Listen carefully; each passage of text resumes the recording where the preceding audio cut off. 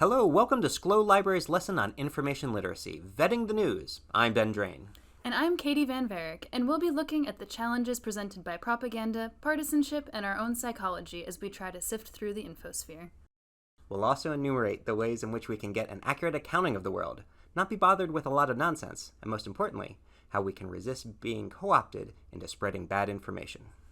We are going to talk a lot about misinformation, which is bad information of a general variety, and disinformation, which is false information deliberately distributed with the intention to deceive. If you ever lose sight of what good news looks like, the Society of Professional Journalists Code of Ethics is a good place to start. If nothing else, you can always look at this and see how your trusted news sources match up.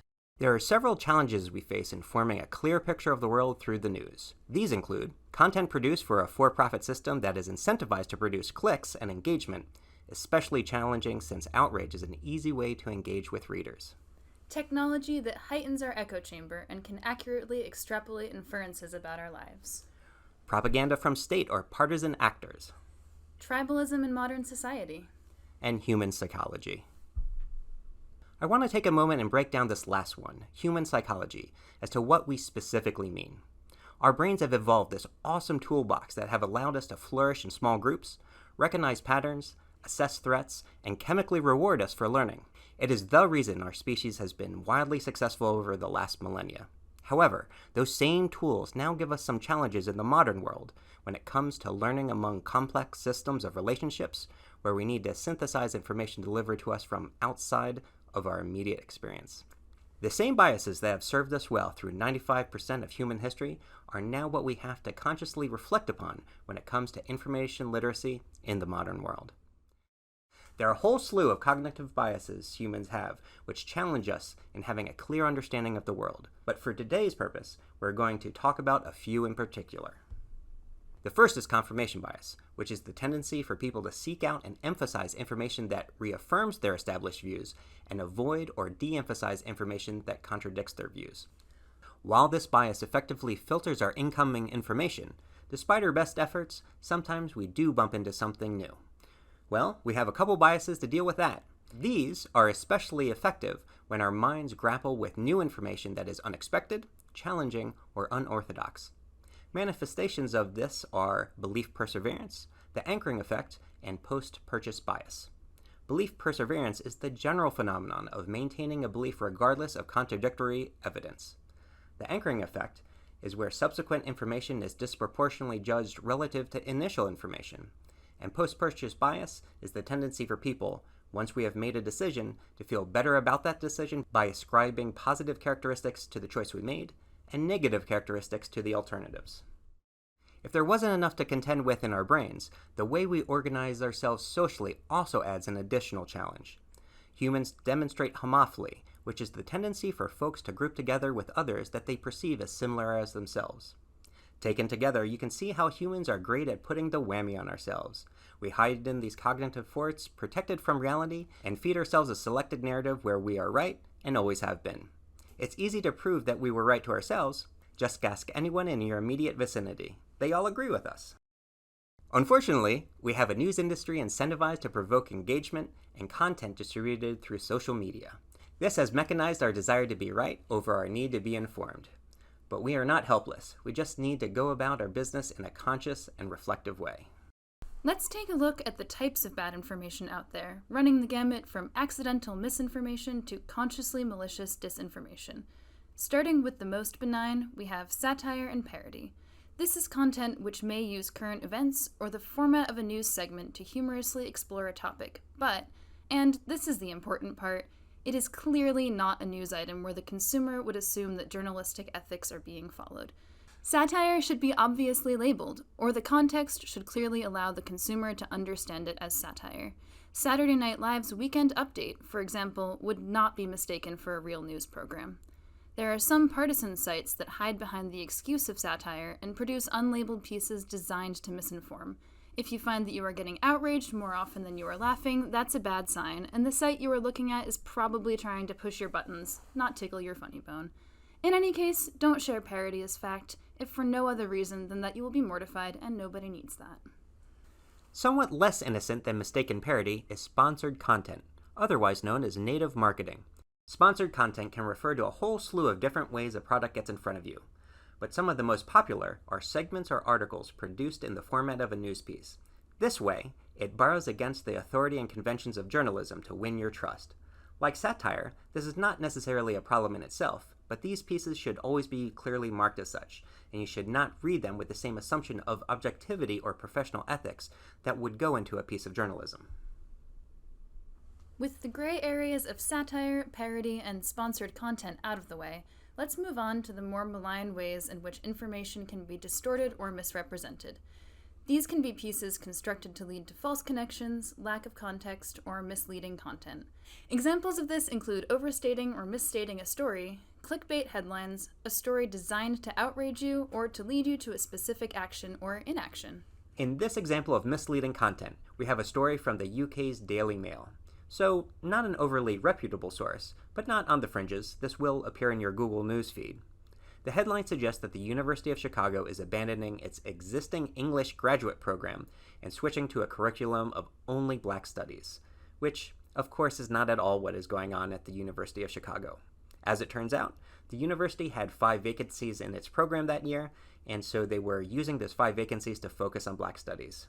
So, this is hardly news of any sort, and it begs you to ask yourself, who in London would care what the University of Chicago is doing with 5 of its graduate slots in 1 year? Clearly, this is just designed for clicks to monetize the culture war, and a good sign of that is the use of all caps there. If this is in the style guide for the publication that you are reading, then publication may be too strong a word for it. Let's move on to the most egregious examples of disinformation, manipulated or faked stories. These include purposeful falsehoods, doctored material, and going beyond misstatements to false claims which are made out of whole cloth. We have examples of both doctored images and video here. One example is a photo of Donald Trump made to look more rotund, and the other is a video of Nancy Pelosi manipulated to make her look drunk during a speech.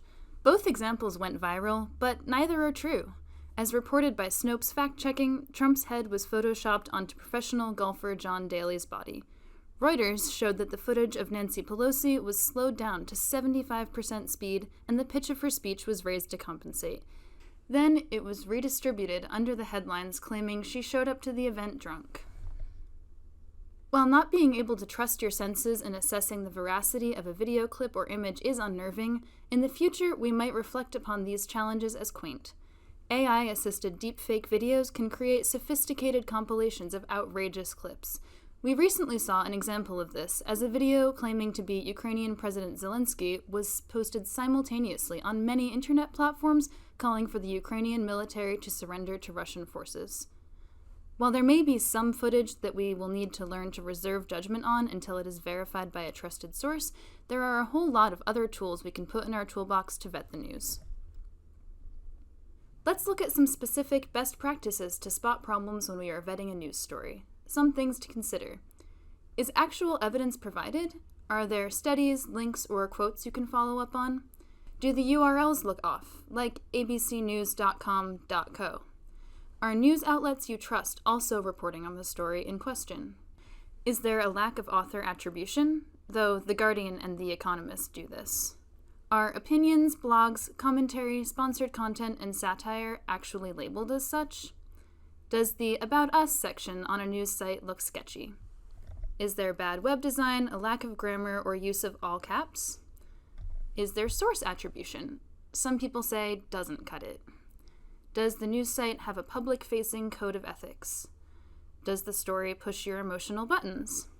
Does the story encourage actions such as doxing, sending money, writing, or posting? And lastly, when you do a reverse Google image lookup, do you see results that fit the context, date range, and usage that you would expect from the story? Let's look at an example. So we have some of our warning signs here. There's no byline, there's no specific source identified, and for something like an official statement from the Pope, you would also expect to see a link to official correspondence. Also, a minor gripe, but some of the sentences here seem like they might have been written by a computer algorithm and not an actual person, let alone a professional journalist. There is no one on this planet lacking access to news. It is like drinking from a fire hose. There is no reason to take any chances when there are these types of warning signs. If you do nothing else, at least throw the headline into Google and see if other reputable outlets are reporting the story. The reason we need to be so diligent goes beyond any specific story to what an era of fake news is doing to our faith in public institutions. Here we see the results of a Pew survey showing a sharp decline in American adults' trust of the media from 2016 to 2021 in both national and local news. When we look at the original study, we see additional granularity of concern as lower trust is correlated with political leanings. As information-literate citizens, we face two challenges. The first is the obvious one. We will encounter fake news, and we need to be able to sniff it out so that we can have a clear understanding of the world we live in. The other challenge is that the knowledge of fake news existing erodes our trust in the media as an industry. If journalism, the essential fourth estate of democracy, can't be trusted, that calls into question the legitimacy of our political system, or really any political system. Recall now those psychological biases we talked about earlier. Since our brains already have a predilection to reject challenging information, doubts about the veracity of the journalistic landscape as a whole gives us license to throw away any contrary information we don't like. We can imagine a lot of ways we end up battling for survival under the Thunderdome, and quite a few of them run through our failing trust in public institutions. Since we can't expect the world to right itself on its own, we need to then empower ourselves to go through it, armed with the ability to tell fact from fiction, so we can feel confident again in learning about the world through the news media. So, we've already looked at ways we can vet a news story in front of us, but there are some free curriculum options out there to help us grow our news literacy. The first is the Digital Resource Center. Their modules are each geared for different ages and have a variety of resources, whether you are a teacher, student, or college instructor. Let's look a little at their methodology. They use the acronym IMVAIN as a framework to judge each story you are looking at. Independent sources are better than self-interested ones. Multiple sources are better than single sources. Sources that verify with evidence are better than sources that assert. Authoritative and informed sources are better than uninformed ones. Named sources are better than unnamed ones. Another good resource for in-depth courses is the Poynter Institute for Media Studies, whose news literacy program called MediaWise has some special modules geared for older people, though really any age can benefit from it. For quick, in-the-moment fact-checking, there are several well-known tools around, which include PolitiFact, FactCheck.org, Snopes, AP Fact Check, Reuters Fact Check, and the Washington Post's Fact Checker. If you see a story flagged by one of these sites and you are still inclined to believe it, that's a sign that your cognitive biases are probably leading you astray. In addition to vetting stories as you come across them, there is also the service NewsGuard that you can use to rate, in real time, the sources you encounter. This is a browser extension that will rate a news site and explain where the site falls and why, using its detailed criteria. This gives you both an at-a-glance and more detailed look at each source you encounter. The full service costs $4.95 a month, and the SCLO library has NewsGuard installed on our loaner laptops. There is a free alternative to NewsGuard called The Factual, though it is free because, unlike NewsGuard, who utilizes a staff of trained experts to research sources, The Factual uses machine learning. You can find links to both in the information below. The final tool you have is your brain, and here's why that's going to be your single most important tool. Even when reputable publications do most things right, you still need to have an engaged brain to navigate the infosphere. Here is a good example of a bunch of things that look legit, but might have something to teach us. We have a reliable source, the gray lady herself, the New York Times. We have a good byline, nothing designed to shock us. But let's look at this 2016 story in the context of the 2016 election cycle. This story is telling us that the number of Democratic Party pledged delegates who have promised their non-binding vote for Hillary Clinton in the 2016 Democratic primary is enough to secure the nomination if that nomination was held that day, which importantly was still months away. Now that's news of a sort, certainly not a surprise at the time. This report came out on June 6, 2016, a day before 6 states had their primaries, including California and New Jersey. Due to the timing of the story, it's hard not to see this as an act of voter suppression. The logic being, there's no need to stand in line and vote. Hillary Clinton has already secured the nomination. Now, this is not the Clinton campaign's fault at all. It is 100% their job to organize delegates loyal to them to announce their support in a way that makes the news cycle work for them. But it's the ethics of journalism not to be the tool of a particular interest, and the story should weigh the net public good. A story that will have folks not participate in the democratic process over a relatively minor announcement is not outstanding journalism. This particular piece goes on to mention the upcoming primaries, but we need look no further than the opening 3 words: Hillary Clinton became. Past tense, even though the 2016 DNC convention was nearly 2 more months away at that point. So the moral of the story for us today is that no matter the tools or process you use, or the sources you trust, you always have to keep your brain engaged. At the beginning of this video, we mentioned homophily, which is the tendency of people to group with others they find similar to themselves. This is both true out in the world and on the internet. One challenge this presents us with is that it puts us in an echo chamber where it's hard to get any traction in challenging views that we already have because everyone around us is likely to agree with what we already believe. We will all collectively select stories that reaffirm what we think and dismiss information that challenges how we see the world. There are some ways we can put cracks in our echo chambers. Split Screen is an interactive web page where you can contrast the narratives on Facebook that different groups see, including liberals versus conservatives, men versus women, or millennials versus baby boomers. One thing to remember when you're seeking out other perspectives, especially perspectives from groups that you consider in competition with your own, is that you are not there to gawk at the most extreme members of the other group in order to affirm your native beliefs.